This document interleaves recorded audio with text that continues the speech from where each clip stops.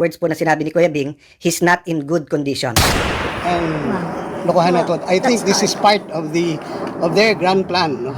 Yeah. To kidnap the president, Wow. to extract the president My God. from the Philippines. We don't have any picture. We don't know where he is right now. He doesn't have any. He doesn't even have his medicines with him. Oh, God. That's like it was. Good evening po everyone. Magandang gabi po sa inyong lahat. I'm disturbing you again tonight with another Facebook Live because finally nakausap ko po ang former Executive Secretary si Bingbong Migueldia. Alam niyo naman po, sinamahan niya si President Duterte, no? So kanina po we were talking about due process, we were talking about human rights, we were talking about not allowing anyone to be deprived of life, liberty, or property without due process of law. Yung po yung nasa konstitusyon natin at sa pagkaalam ko po, nasa konstitusyon din po ng napakaraming bansa yon. And when you talk about the ICC, it was basically formed so that meron international standard at accountability sa human rights. So let me be very clear po ha, yung pag-uusapan ko po dito ay walang politika, basic human rights po ito. Okay? I will repeat myself. What I'm going to tell you tonight and the appeal that I'm going to make does not have to do with any partisanship, doesn't have to do with any politics, any partisan politics, any side. Basic lang po to na human rights. So sabi po ni former Executive Secretary Bingbong Migueldia, nasa aeroplano sila at bago pa sila makarating nga sa Netherlands ay ginaranti sa kanila ng ICC na dadalhin diretso sa ospital si former President Duterte. Even yung medical po na kasama nila, ang exact words po na sinabi ni Kuya Bing, he's not in good condition. I won't interpret na, I'm just relaying the message. Ang sabi niya, he's not in good condition at dinagdag po ni former Executive Secretary Migueldia ay nag-shoot up yung kanyang sugar. So, in my effort to clarify, tinanong ko, Kuya Bing, sabi ko sa kanya, doon pa lang po sa Manila, gusto niya na po magpa-ospital, di ba? So sabi niya, yes, sa Manila pa lang, we wanted na ma-hospitalize siya. But of course nga, alam na naman natin na nangyari lahat. At sabi ko nga, hindi ko to ipopoliticize, hindi ko to idadagdagan. I clarify ko lang sa kanya na sa Manila pa lang, they were saying that kailangan po siya ma-hospitalize. Okay? So having said that, he was on a plane. It's a long haul, napakatagal, ilan oras yon. So now he is there sa Hague. Ang pangako daw ay dadalhin sa ospital, hindi daw dinala sa ospital. So dun sa facility kung saan siya naka-detain, pumunta daw sila E.S. Migueldia at ang sinabi, wala daw Rodrigo Duterte na naka-register doon. So eto yung appeal ko. First and foremost, I know our embassy is already doing something, but do everything to make sure na yung basic human right of health, di ba yung health, kailangan po yung health niya ay masigurado natin. Kung sino man po yon, kung ano man politika natin, hindi po dapat natin pabayaan yung health ng isang tao. Number 2, ang ating present Secretary of Foreign Affairs, yan po ay isang professional, kilala yan around the world. He is a career diplomat. He was secretary twice, acting secretary twice during Duterte's time, extended. Yan po ay binigyan din ng break ni President Duterte, pero yan din po ay pinagkakatiwalaan ngayon ni President Marcos. So I think he will be the right person to go to The Hague, make sure that there's due process, make sure na susunod yung batas, but make the representations now na makakuha ng medical services ang ating dating Pangulo. Okay?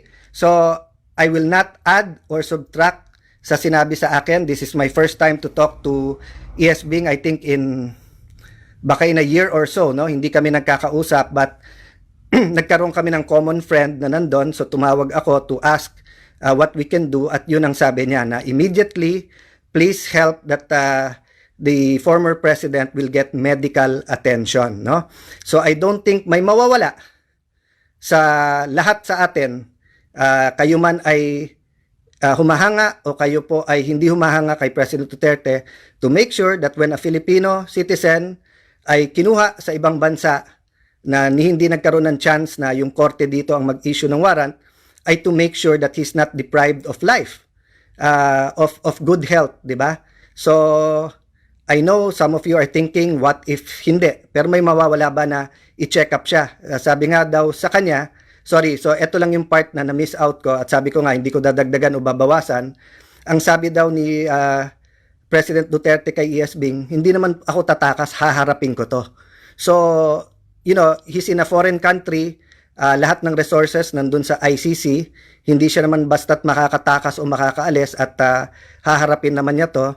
So, pakiusap ko lang po na basic naman na yung karapatan niya sa kalusugan ay respetuhin natin. So, baka pwede rin makiusap sa media. Alam ko may either stringers kayo or reporters din doon. I-verify nyo.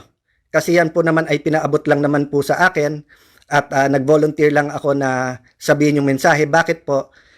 Hindi po ako makikilam if these are political messages or partisan messages, but pag sa health, magsisisi pa ba tayo pagka hindi natin sinabi to?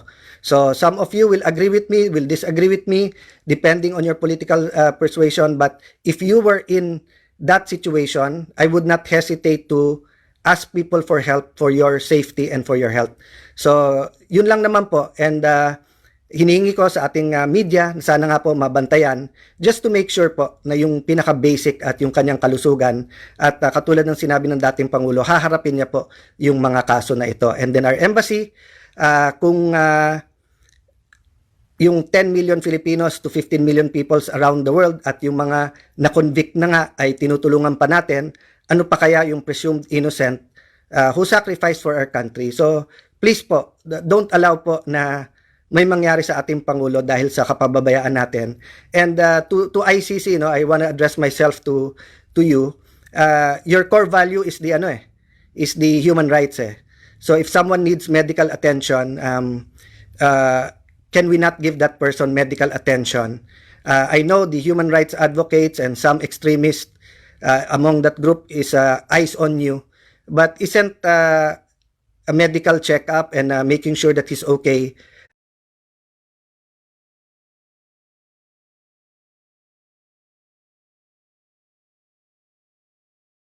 basic human rights, di ba?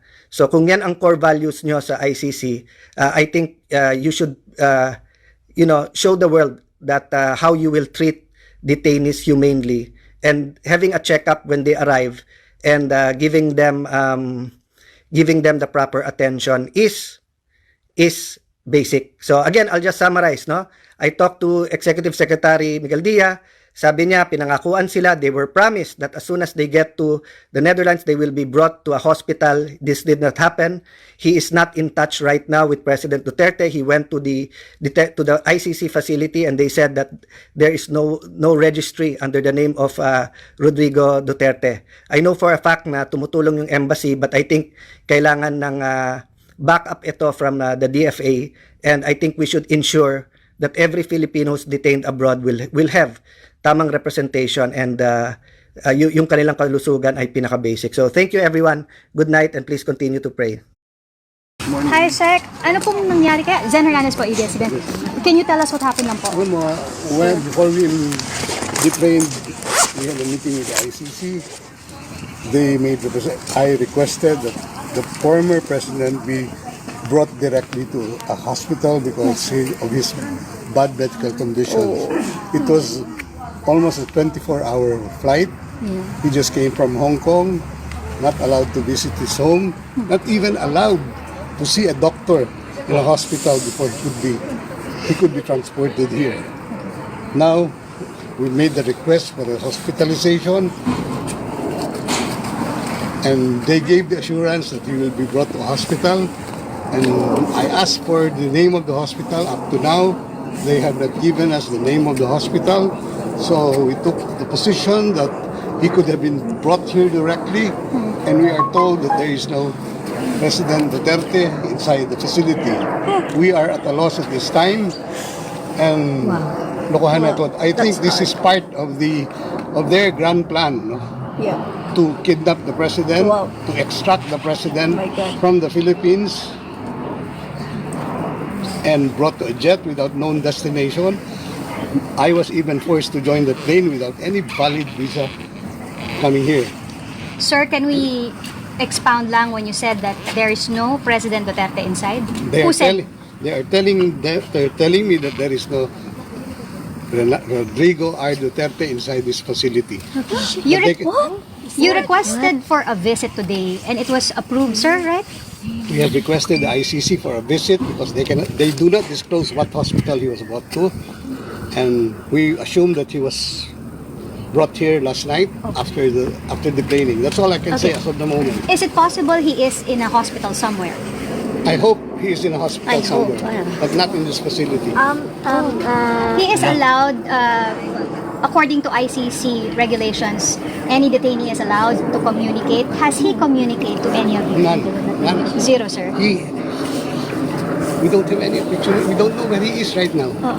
He doesn't have any. He doesn't even have his medicines with him. That's why before sa ambulance sumakay. Sinakay siya sa ambulance, binigay lang namin yung mga records yun sa kanya, yung mga, sabi he will be well taken care of. Right. And we will be informed immediately of the name of the hospital.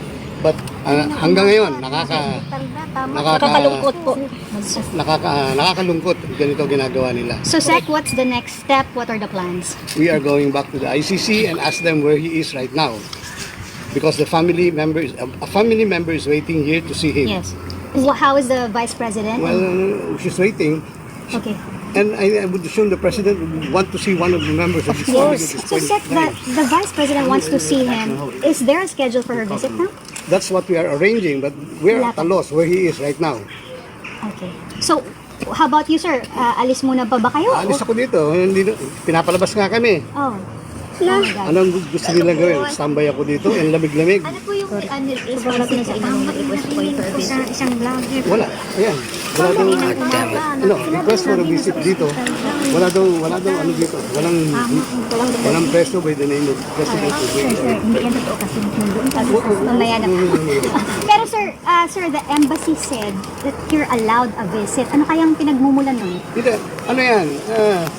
Right ng accused yan na Opo. to be may counsel. May schedule sila Thursday, so parang definite. I don't know with that, but Where it's- ako, as far as my understanding of the law is, he has the right to counsel anytime. And you're acting as an official. One of the counsel, and they don't even recognize my appearance here. Nasa CCTV, sir. I don't know where she is right now. Hindi pa po kayo nakita. Nag-usap lang kami sa telepono, pero wala pang until So, Alright. tapos na. Okay. I have Thank you, sir. Thank you, sir. Ma'am, may mensahe ba kayo sa ICC?